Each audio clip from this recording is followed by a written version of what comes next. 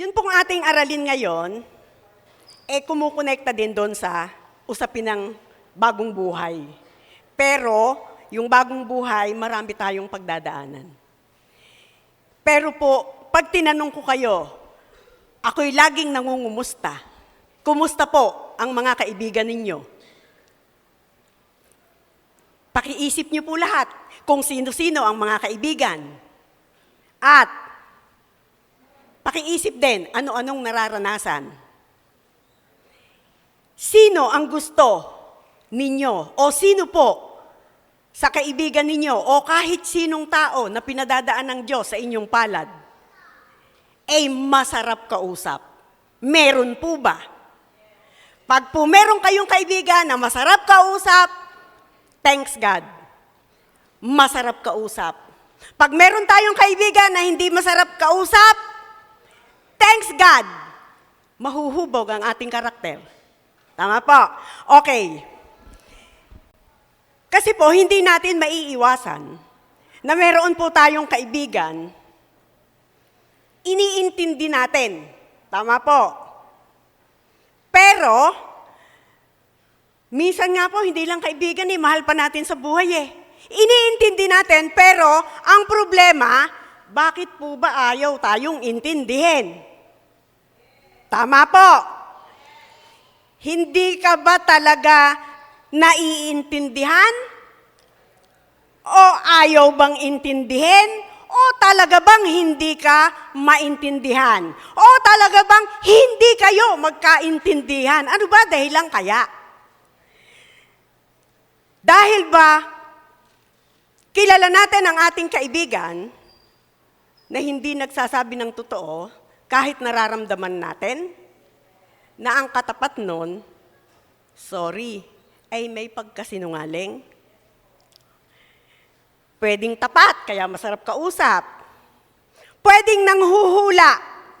Kung minsan makikipagkwentuhan sa'yo, nanghuhula sa kwento. O alam ba talaga ang totoo? O nagko-conclude lang, nakarinig ng umpisang kwento, tatapusin sa sarili nilang kaisipan. Kaya pag naisalin, yari. Kawawa ang taong pag-uusapan. Tama po ba? So, iyan po yung sinasabi. Mabigat po. Ito ang mabigat. Buhay kayo pareho. Hindi kayo magkaintindihan. Buhay po tayong pare-pareho, ha? Pag nag-uusap, hindi po magkaintindihan. Ito po ngayon. Paano ang gagawin natin? Dito, sa sinasabi sa Leviticus 19:31. Pakinggan na lang po natin kasi hindi ko na ilagay doon. Sabi po dito, huwag kayong sasangguni sa mga kumakausap, sa mga espiritu ng mga namatay, o sa mga manghuhula. Kayo'y ituturing ko na marumi kapag sumangguni kayo sa kanila. Ako si Yahweh, ang inyong Diyos. Sino ang nagsabi? Okay. Kumusta kayo? Kapag po may namatay, hinahagilap lahat ng bata, hinahagilap lahat ng kamag-anak, sige, sabihin mo sa kanya, kunin na yung sakit ko, kunin na yung sakit mo, dalin mo na. Ang sakit po para sa ating Panginoon, di ba? Bakit natin bibilinan na kunin ang sakit yung isang namatay na walang-wala na pong magagawa? At iniinsulto natin ang kapangyarihan ng Panginoon. Okay, huwag sasangguni sa espiritu ng namatay. Kaya yung mga spirit of the glass, kung mayroong nag-umpisa niyan, stop na. Kasama yan dito. Isipin po natin yung lahat ng sitwasyong hindi talaga pwedeng ipalit si God para po hindi tayo sasabit. So, yun po yung sinasabi. Manghuhula. Sino ang dumaan sa manghuhula? Pwede po bang pakikalong ako para maitaas ko pati dalawang paa ko? Okay. Manghuhula. Hula na nga Ibig sabihin, pag hula, Dalawa pagpipilian, totoo, mali. Tama, hindi. Tama po? Bakit? Magagalit sa akin si God eh. Bakit? Nung maintindihan ko yung katotohanan patungkol dito, meron kasi ako kasi nung time na nagtuturo pa ako, kumukuha ko ng kasama sa bahay. Eh kami, yung mga anak ko, yung asawa ko, mag-iiwan lang yan. Pag may sukli na coins dyan, iiwan. Ako naman, panatag din, ang relo ko, pag hinubad ko, sabit lang. Eh yung bahay namin nun, tagusan. Pag may dumaang kalabaw, makakaraang lahat, kahit sabay-sabay. Kasi po, ang bahay namin ay hindi payare. Ngayon, nawala ang aking relo. Eh hindi pa ako talaga dito, sa ganito. Sabi, meron akong pinsan, tara Merly, samahan kita, pahulaan mo. Ako naman, si Sama.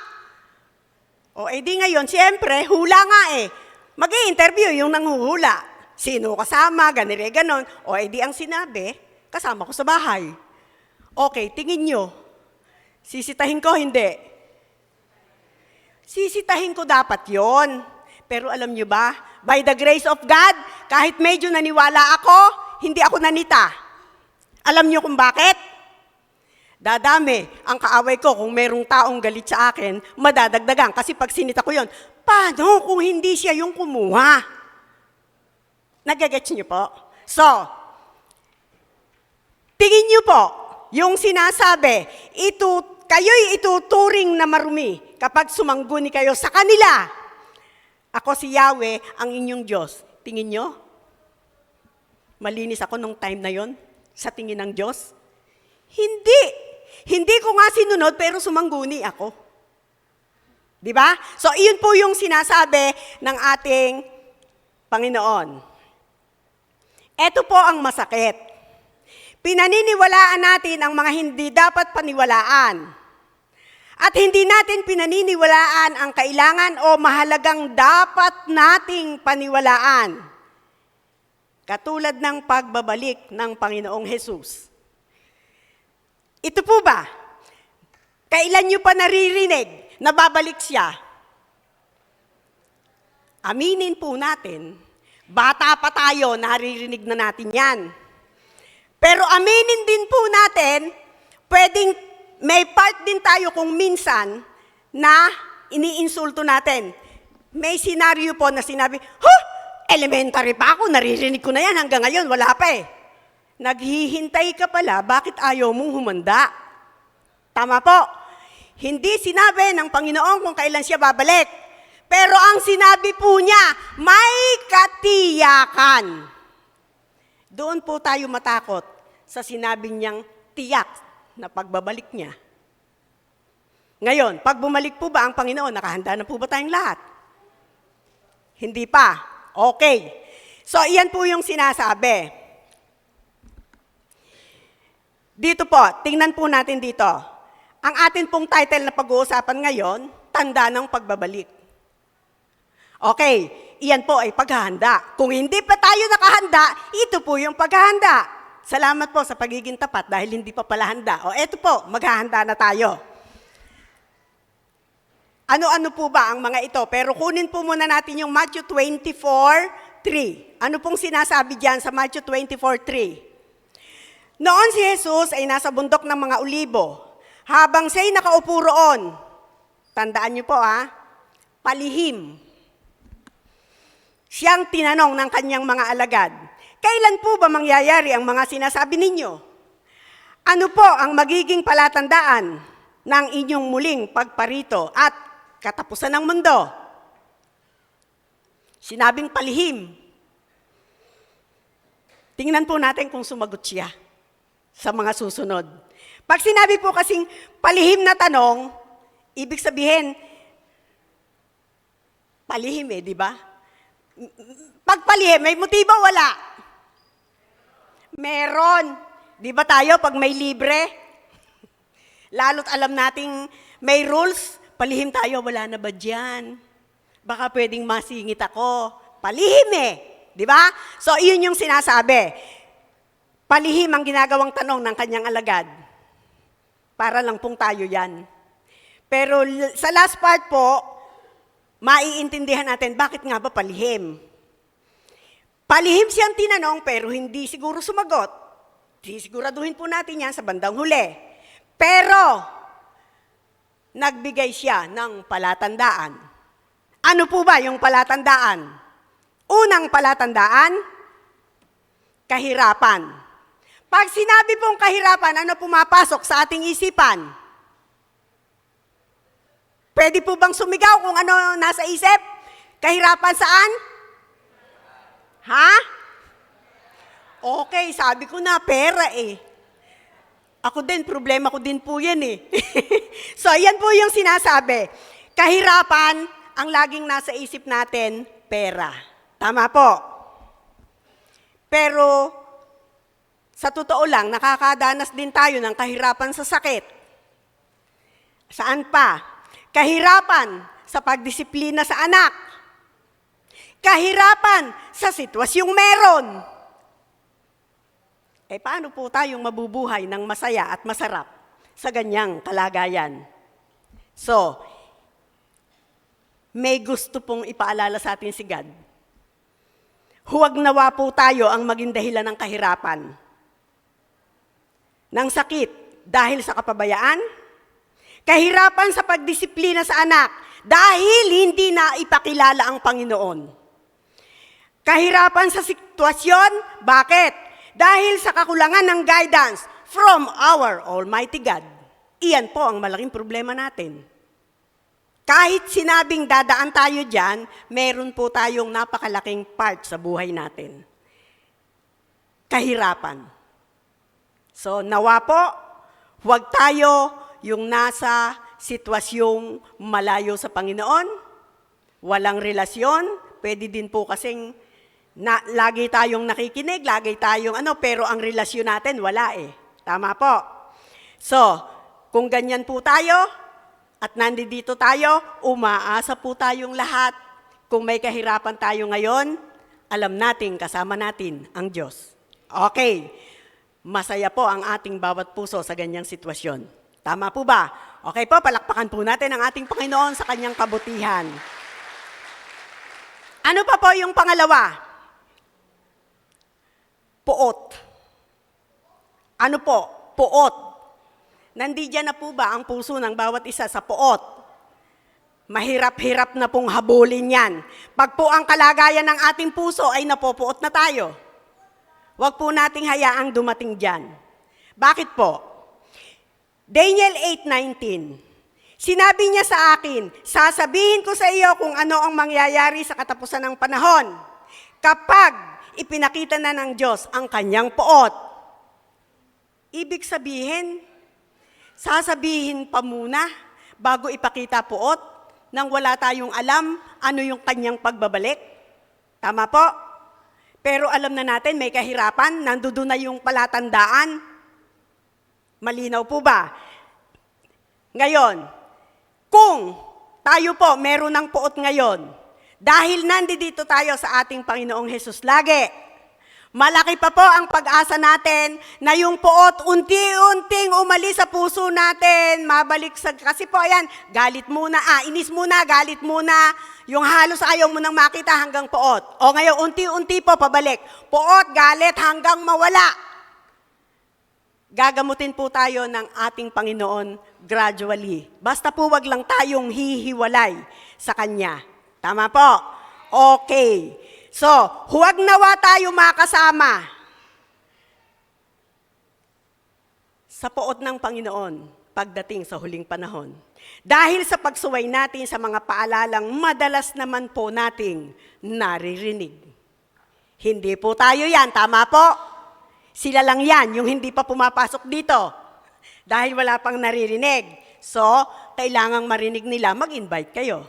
Tama po? So, yun po yun. So, palakpakan po uli natin ang ating Panginoon dahil sa napakaganda niyang paalala. Dito po sa Lucas 21:7, ano pong sabi diyan? Tinanong nila si Jesus, Guro, kailan po mangyayari iyon? At ano ang magiging palatandaang iyon? Ay magaganap na. Talagang wala pa ring sagot no? Nandoon pa rin nandito pa din yung palatandaan. Makinig ka muna. Dahil kukunin natin yung palatandaan. Yung number 3, digmaan saan? Sa iba't ibang bansa. Ano yan? Digmaan sa iba't ibang bansa. Matthew 24:7. Anong sabi po dyan? Maglalaban-laban. Alin? Ang mga bansa. At gayon din ang mga kaharian. Magkakaroon ng taggutom at lindol sa maraming lugar. Okay, sino daw po ang maglalaban-laban?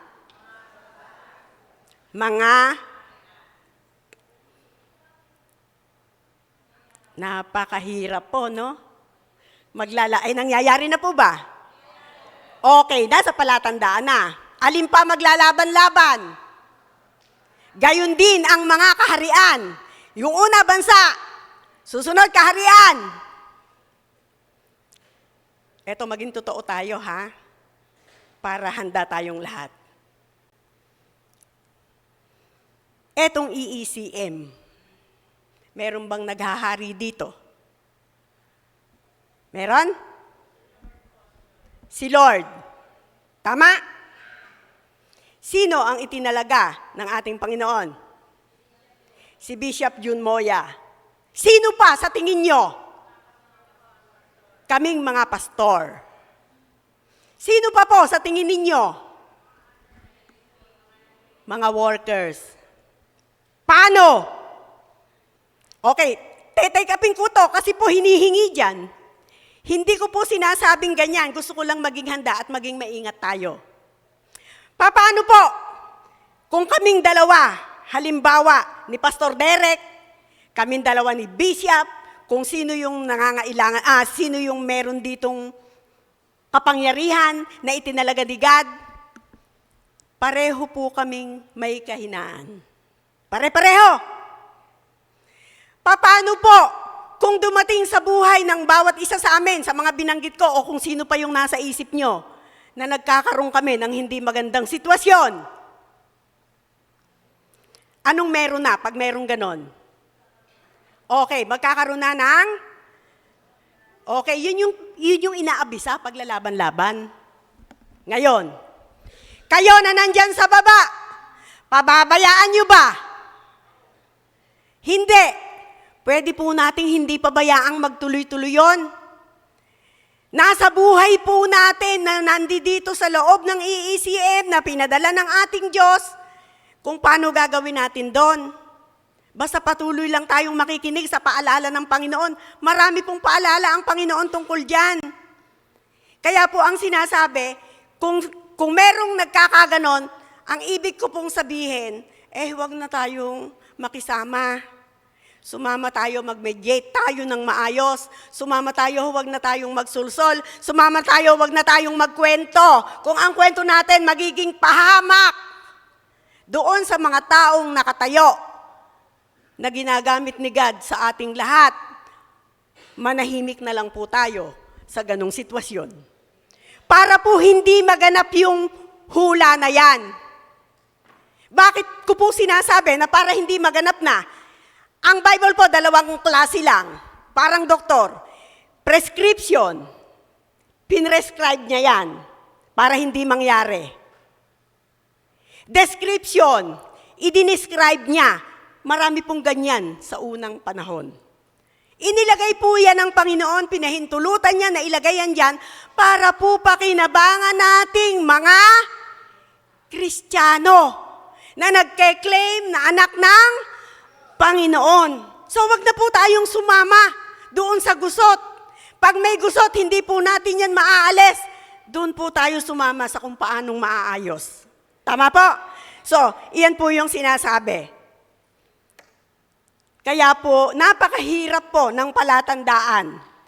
Eto po ngayon. Kung ibinigay na sa atin ni palatandaan, tapos hindi pa natin iingatan, puot ng Panginoon ang darating sa buhay natin. So, huwag nawa po tayo makaisa sa ganitong senaryo. Our Jesus Christ is our mediator to our Almighty God. So, kine-claim natin, Ama natin, ang Panginoong Jesus, Kanino tayo nagmana kung siya ang ating Ama? Siyempre, sa Ama. Pag hindi yung Ama, ang nasusunod sa lakad ng buhay natin, pagdating sa mga paalala, sino ang sinusunod natin? Kayo na po ang bahalang mag-isip. Kung sino. Tama po ba? So, iyan po yung sinasabi. Huwag po tayo ang makasama sa ganyan para hindi natin danasin yung puot ng Panginoon pagdating ng panahon. Okay po? Sige po, palakpakan po uli natin ang ating Panginoon sa napakagandang paalala. Next po, pang-apat na palatandaan. Lindol at taggutom. Lucas 21:11, magkakaroon ng malakas na lindol, taggutom at mga salot sa iba't ibang dako. May lilitaw na mga kakilakilabot na bagay at mga kamanghamanghang kababalaghan buhat sa langit. Kung ano-ano man yung mga nakikita natin nakakaiba sa ating paningin, iyan po ay hindi pa. Marami pa po na darating na kung minsan pwedeng matakot, kung minsan pwedeng mag-alala. Iyan po yung totoong sinasabi ng ating Panginoon. Ngayon, narinig niyo po yung the big one. Sino ba nagsabi sinabi na ni God, may dadating nakatakot-takot na lindol, tapos biglang pumasok, may nagsabi ng the big one. Saan po ba nanggaling yung the big one? Sa tao. Ang nakakapagtaka, nanggaling yung the big one sa tao, takot na takot tayo. Paano pa itong sinasabi ng Diyos? Iniinsulto natin ang ating Panginoong Hesus na mas pinaniniwalaan natin yung sinasabi ng kanyang nilikha. Tama po ba? Okay. So,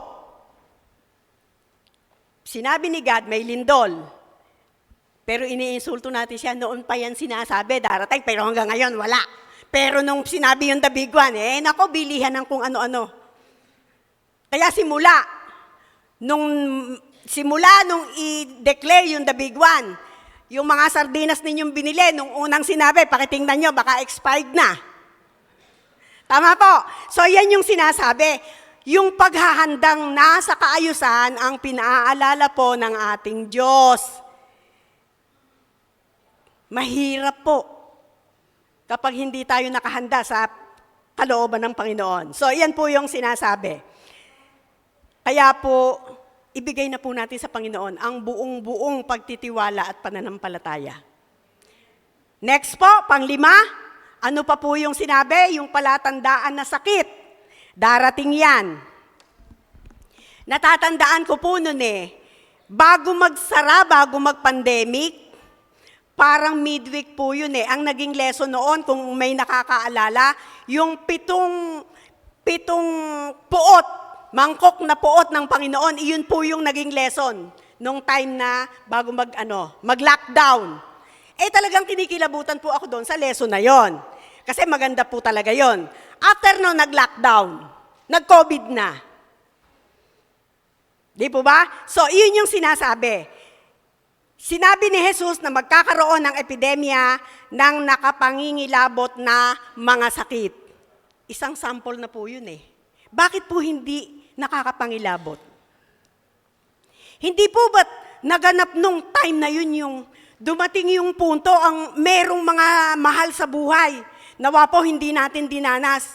Pero marami pong dumanas. Pag namatay ang mahal sa buhay nila ng umaga, parang aso, ibabaon sa tanghali. Pag namatay sa ospital, pinayagang umuwi, hindi ipabuburol ang order, diretsong simenteryo, isuot na agad sa nicho. Di po ba nakakapangilabot yon? Nakakalungkot sa mga mahal sa buhay? May sample na po paano pa po yung iba pang darating? Mas matindi tiyak. Tama po. So, iyon yung sinasabi. Ngayon, hindi po tayo libre sa mga sitwasyon darating. Pag po ba anak ng Diyos, libre sa mga trahedya? Hindi. Okay, so, doon po sa hindi nakakaunawa, pag merong nasama sa ganon, di ba Christian yon? Kakalungkot, no? Hindi po pwedeng hindi. Iyon na nga yung sinabi ni God eh. Walang makakalibre sa ganyang senaryo. Ang mahalaga po, kasama natin ang Panginoon sa pagtatagumpay sa lahat ng mangyayari at pangyayaring magaganap. Iyon lang po ang bawi natin doon. Kaya bumawi po tayong sabay-sabay na kasama ang ating Diyos. Okay po? Okay po, sige po, palakpakan natin ang Diyos sa kanyang kabutihan dahil hindi niya tayo iniiwanan. Eto pa isa, number 6. Bulaang propeta. Ano ba ang alam natin sa bulaang propeta? Sila'y magkukunwaring, 2 Timothy 3:5. Sila'y magkukunwaring maka-Diyos, ngunit hindi naman nakikita ang kapangyarihan sa kanilang pamumuhay. Ano ang sabi ng Diyos diyan? Iwasan mo ang ganyang uri ng tao. Sila'y magkukunwaring maka-Diyos, ngunit hindi naman nakikita ang kapangyarihan nito sa kanilang pamumuhay. Iwasan mo ang ganyang uri ng mga tao. Okay, tanong. Bakit pinaiiwasan ng Diyos? Kasi nga hindi maganda. Bakit pinaiiwasan ng Diyos? Bakit? Pwedeng mahawa. At hindi tayo mahahawa kung hindi natin kasama. Kanya niya pinaiingatan sa atin, alam niyang meron. Tama po. Hindi po ako ang nagsabi, ang Bible po. At iyan po isa sa palatandaan para po tayo maging maingat. Ngayon, ang tanong po, paano po natin gagampanan yung pag-iingat na gusto ng Diyos? Doon sa mga taong ganon. Na may mga taong magiging mukhang maka-Diyos pero hindi naman sumusunod sa mga pamantayan niya. Pag tayo ang nakikinig, may tumayong pastor din may tumayong magtuturo. Pag medyo nagkamali, katakot-takot na pula. Antimano judgment. Bulaan na. Hindi ba po pwedeng tayo'y makinig at baka mamaya yung sinasabi nun sa pagdating ng panahon, iintindihan naman natin sa susunod. Ganun naman ang pakikinig. Ngayon, ano ang sinasabi?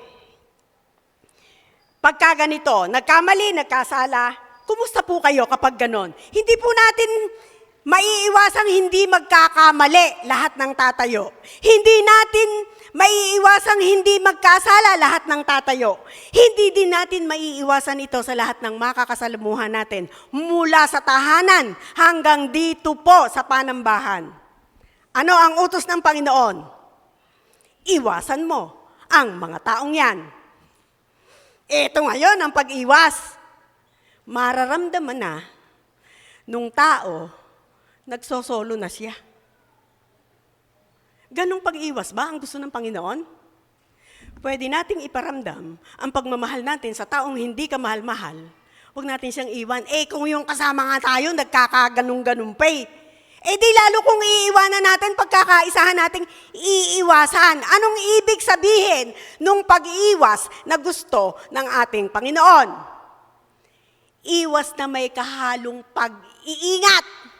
Pag nagkwento ng palpak, wag mong patulan.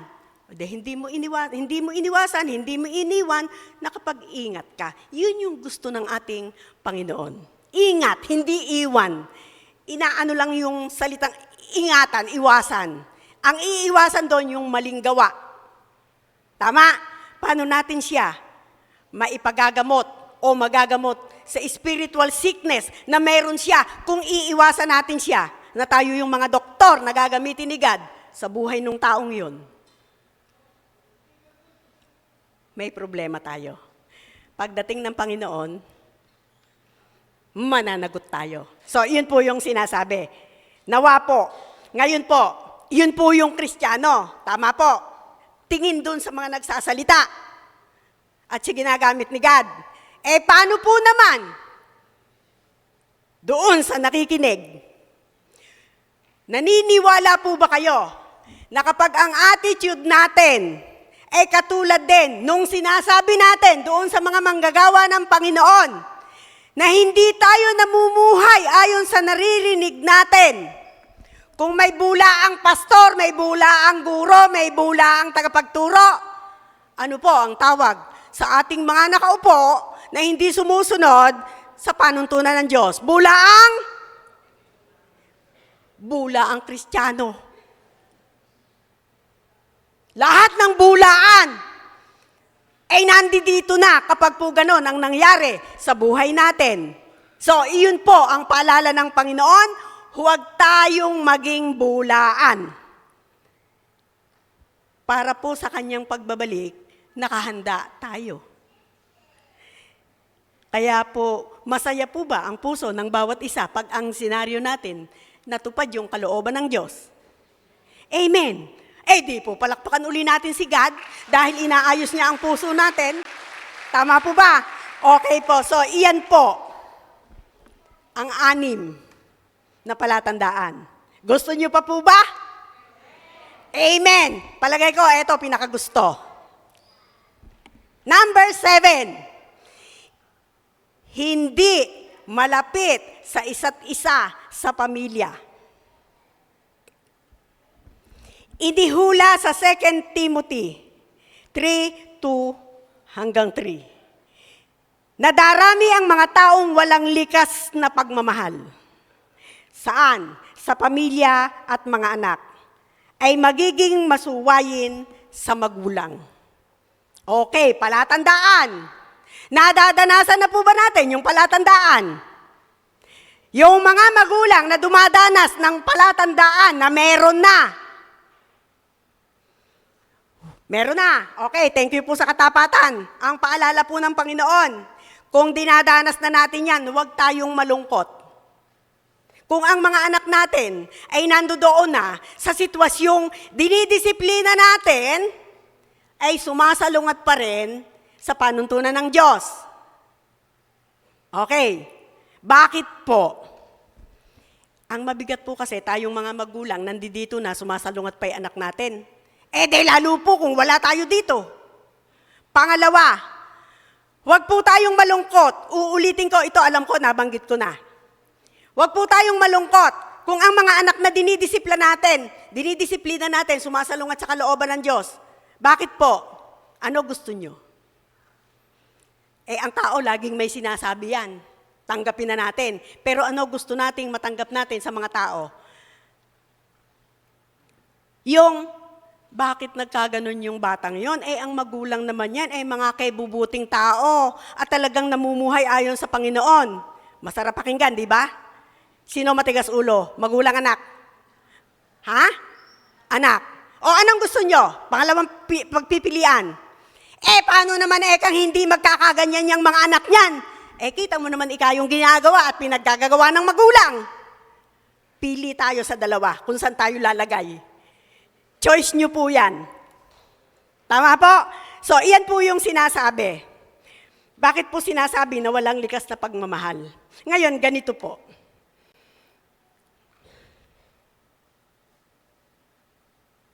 Ganito po, ang nadidikdik ng husto sa sitwasyong lagi, mga anak, na problema.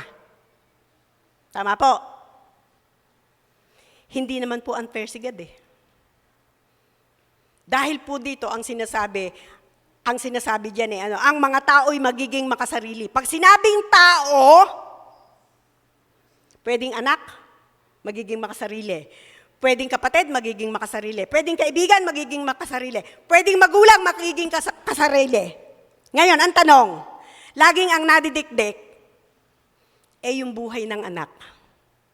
Hindi po ba natin pwedeng mga magulang, balikan po natin, tayong mga magulang, kumusta po tayo sa mga anak natin? Baka po mamaya, akala natin ang napakalaking problema ay yung ating mga anak, pero kaya po pala natin sila nagigiging problema, tayo muna ang una nilang nakitaan ng problema. Tama po ba? So, iyan po yung paalala ng Panginoon, hindi lang sa anak. Sa magulang din po, may paalala kasi kasama tayong lahat sa tao. May ibang magulang din po kasi na problema ng anak dahil kung minsan na nga lang po yung ginamit ko Kasi pag sinabi kong madalas, sa mga magulang, baka makasama pa tayo, kaya minsan na lang natin para puwera tayo doon. Tama po? So, may ibang magulang din po na problema ng anak. Dahil kung minsan, ang magulang nasa kalagayan ng sitwasyon ng problema, katulad din ng anak. Tama po ba? Kung hindi sugarol yung magulang, problema yung anak na sugarol. Eto ngayon, paano kung yung magulang ang sugarol? Problema ng anak, hindi. Di po ba problema ng anak yon? O ay sino po ngayon ang walang problema? Lahat po may problema. Kaya po yung palatandaan, ibinigay na. Iyan yung magiging dahilan. So, wag po nating pabayaan na mismong sa sarili-sarili natin. Iyon ang magiging dahilan. Bilang magulang at anak, huwag nawa po tayo. Nawa po tayo ang nasa lugar ayon sa katuwiran ng ating Panginoon. Kasi po, kapag ang magulang nag-isip, gusto ko katuwiran ng Diyos, game, straight. Pag ang anak nag-isip, gusto ko katuwiran ng Diyos, game, go. Magkasama ba kayong hahakbang ng maayos? Lahat po tayo sabay-sabay hahakbang ng maayos. Pero, may kanya-kanya nga po tayong desisyon at choice eh. So magdesisyon tayo, walang hiwalayan kay God kahit anong mangyari, kahit anong sitwasyon para sa palatandaang mapupunta sa ating isipan. Dahil po kung tayo ang wala sa katuwiran ng Panginoon, bilang magulang, bilang anak, bilang kaibigan, o kung saan-saan tayo ipinosisyon ng ating Panginoon, ito po ang sinasabi sa 2 Timothy 3:3. Sila'y magiging malupit. Kung wala tayo kay God, walang habag, mapanirang puri, marahas, mapusok, at namumuhi sa mabuti. Eto po ngayon, kaya ako tinatanong ang mga kaibigan. Meron na po ba tayong ganitong kaibigan? Huwag niyo na pong sasabihin. Pero ipag-pray natin. Yun po ang gusto ng Panginoon. Kung nakakaranas tayo ng ganitong attitude, ipag-pray natin. Pero ang sinasabi ng Panginoon, huwag nawa tayo yung may ganitong attitude pagdating sa sitwasyon, sa usapan ng Panginoon. O eto po yung sinasabi ko kanina, Matthew 24:3. Sabi po dito, noon si Jesus ay nasa bundok ng mga olibo.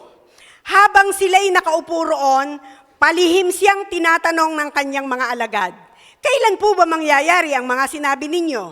Ano po ang magiging palatandaan ng inyong muling pagparito at ng katapusan ng mundo? Sumagot ba? Walang sagot di ba? Tingin nyo, bakit hindi sumagot si God? Si God, napakagaling. Si God, walang kasing talino. Si God, wala tayong maipapantay.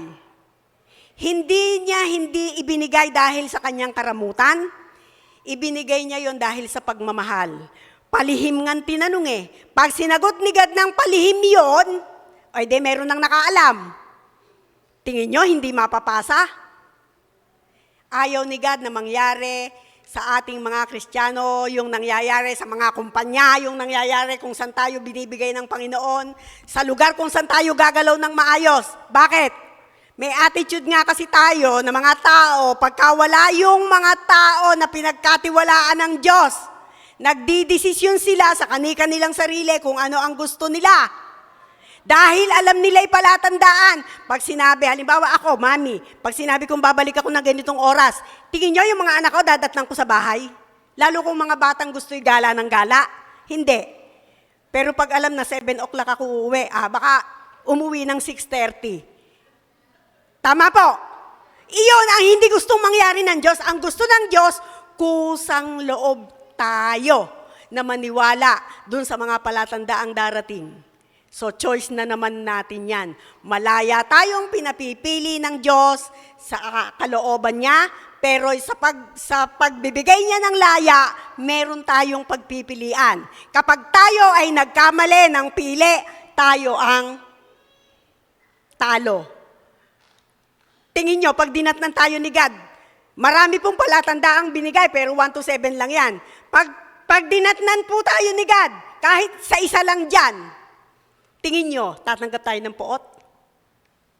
Sigurado yun, sinabi. Gusto ba natin? Sino po ang may gusto tumanggap ng poot? Wala namang tatanggap niyan, kahit ako hindi ko gustong tanggapin yan. O ede, ipamuhay ang palatandaan kung paano nating mapagtatagumpayan. So, yan po yung sinasabi. So, ang sabi dito, 1 Corinthians 15:26, yung conclusion natin, dahil ang kahuli-hulihang kaaway na kanyang lulupigin ay ang kamatayan. Kamatayang spiritual po ang hindi gustong maganap ng Panginoon para sa ating lahat. Dahil ang kamatayang spiritual, iyan yung pagkahiwalay natin. Pag nahiwalay tayo kay God, spiritual death, meron tayo. Iyon yung ipinaglalaban niya at patuloy niyang ipaglalaban. 1 Corinthians 15:25, sapagkat si Kristo'y dapat maghari hanggang sa malupig niya at lubusang mapasuko ang kanyang mga kaaway. Huwag na po tayong sumabay sa pagbabalik ng Panginoon na tayo ay kasama, nakapaloob sa atin yung nilulupig niya dahil pinahintulutan nating pasukin ang puso natin. Tama po. So, gawin na po natin ano yung nararapat ayon sa itinuturo ng ating Panginoon. Ano po yung nararapat? Dito pa lang po sa sanlibutan ito, mahalagang isuko na natin at ipaubaya natin ang ating puso sa paghahari ng Panginoong Hesus hanggang sa kanyang pagbabalik. Tama po? Sige po, palakpakan po natin ang ating Panginoon sa kanyang kabutihan.